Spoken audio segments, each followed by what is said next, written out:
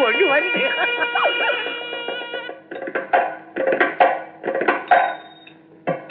நொண்டி என்ன சொன்னானுங்க இந்த பொண்ணு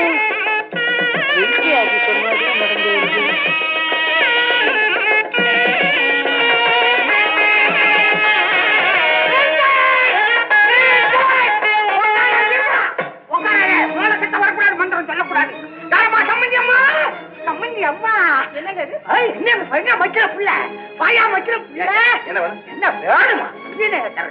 பொண்ணு நொண்டி பொண்ணு ₹1,00,000 இன்சூரன்ஸ் பண்ணிருக்கு அப்படி இப்படின்னு சொன்னீங்கல்ல, இதான் நொண்டி பொண்ணு. யார் சொன்னது உங்ககிட்ட நொண்டி பொண்ணு? நீங்க தானே வந்து பொண்ணை கேட்டீங்க.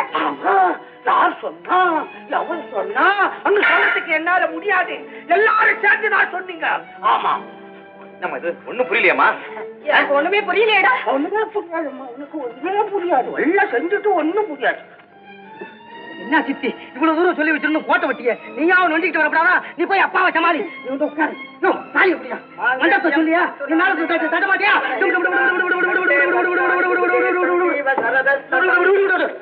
அத லக்னம் தவறி போயிருந்தா தாலியை கட்டிவிட்டேன். நீங்க வாட்டிக்கு பேசிக்கிட்டு இருக்கீங்க, டைம் வேஸ்ட் ஆகுது. தாலி கட்டிட்டியா?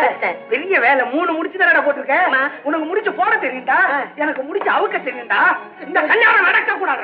சரதாபா நீங்க பாடி விவகாரத்தை பேசிட்டு இருங்க, நான் போய் ரிசப்ஷனை கவனிக்கிறேன்.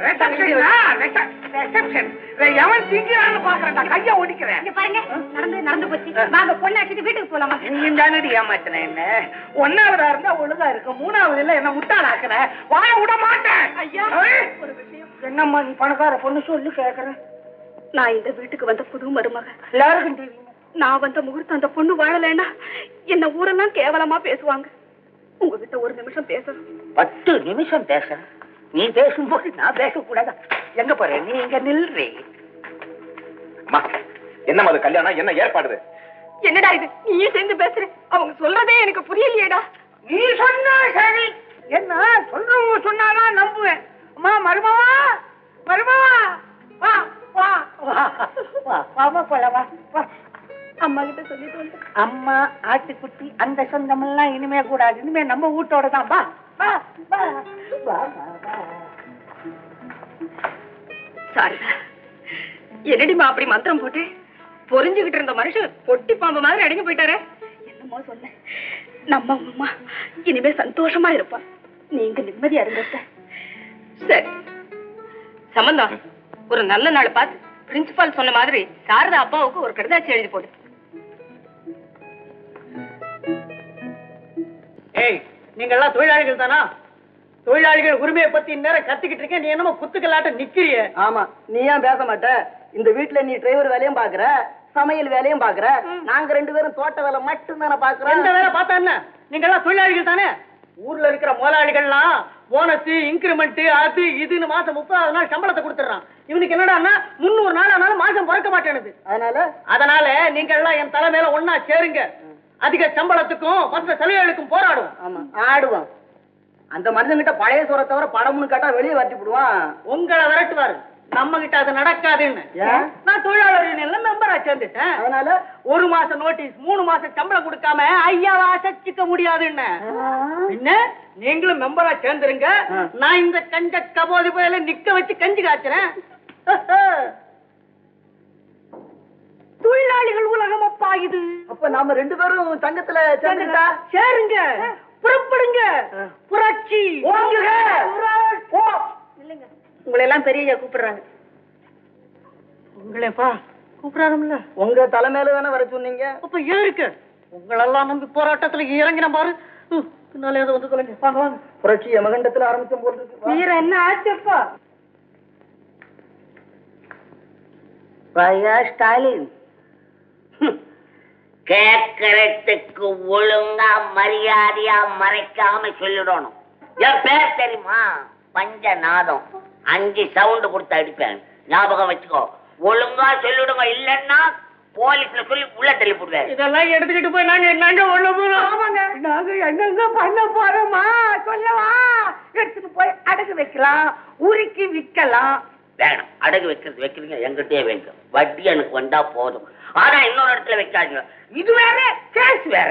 முதலாளி நான் திங்கிற சோத்து மேல ஆணையா சொல்றேன், அதை நான் பார்க்க கூட செய்யலீங்க. என்னங்க சத்தியம்டா, சோத்து மேல போய் செய்யலாம், கொஞ்ச நேரத்துக்குள்ள கரைஞ்சிடுமே. நீங்க ஒழுங்கா போய் ஹலோ, போலீஸ் ஸ்டேஷன் சப் இன்ஸ்பெக்டரா பேசுறது?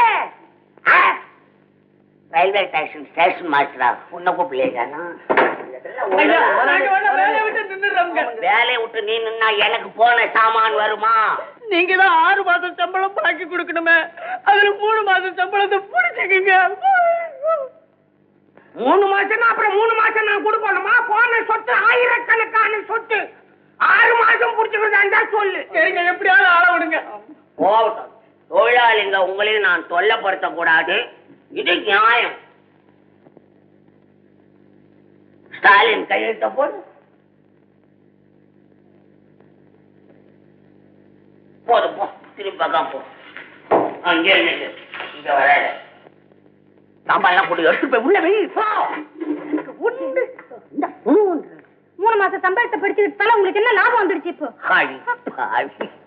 அது ஒரு லாபம் தானா? எல்லாம் தெரிஞ்சுக்கோ, உருப்படணும். தீபாவளி எத்தனை நாள் இருக்கு? 10 நாள் இருக்கு. இந்த 3 பேருக்கும் வேட்டி துணிமணி எடுத்து கொடுத்தா என்ன செலவாகும்?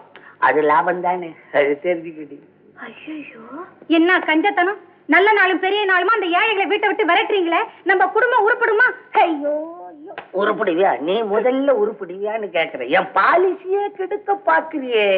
நான் வேலைக்காரனுங்களை எப்பவும் தீபாவளி வர்றதுக்கு முன்னாலே வேலைக்கிடுவேன், தீபாவளி முடிஞ்ச உடனே சேர்த்துக்குவேன், பொங்கல் வர்றதுக்கு முன்னால ஓடி போனா செய்டுவேன், பொங்கல் முடிஞ்ச உடனே வாங்கடாடுவேன்.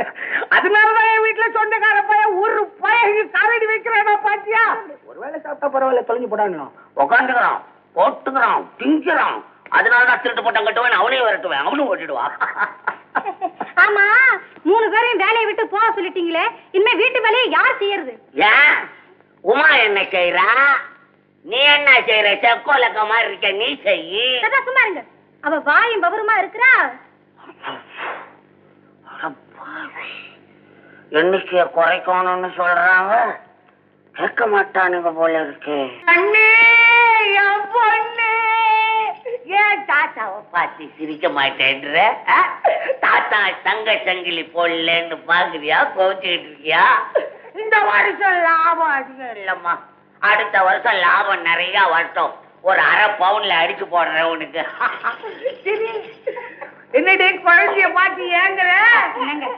குழந்தைக்கு பேர் வைக்க வேண்டாம்? ஆமாப்பா, பேர் வைக்கணும். பேரா? ஆமாப்பா. வச்சா போச்சு.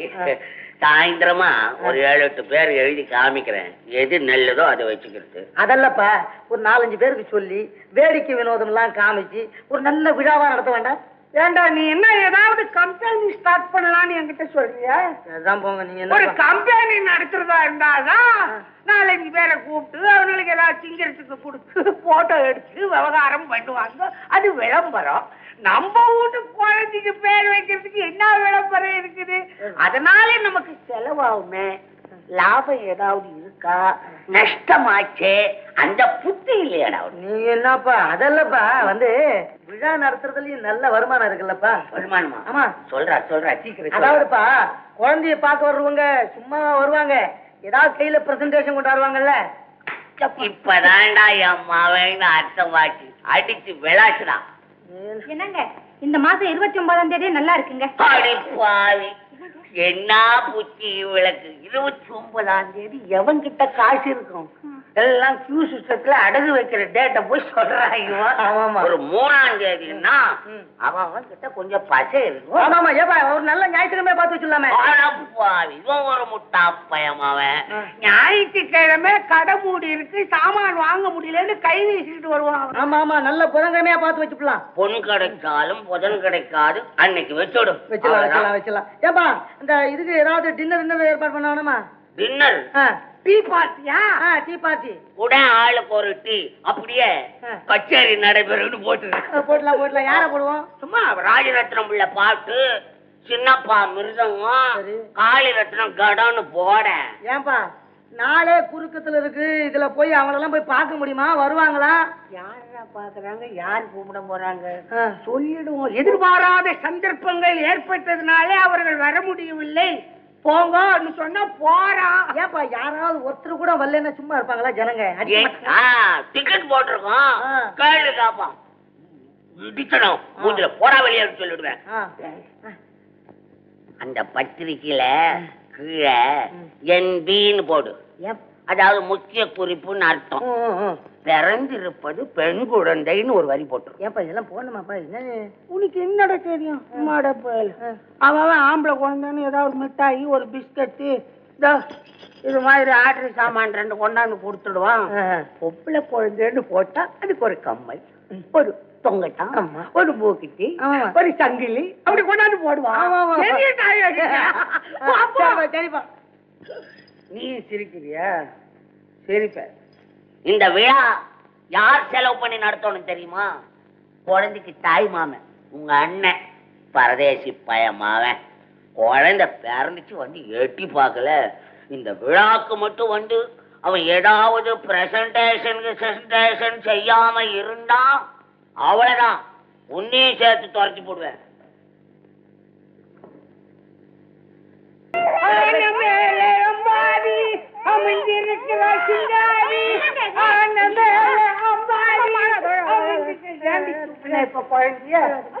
என்னங்க இதெல்லாம் ஒரே கூத்தா இருக்கு?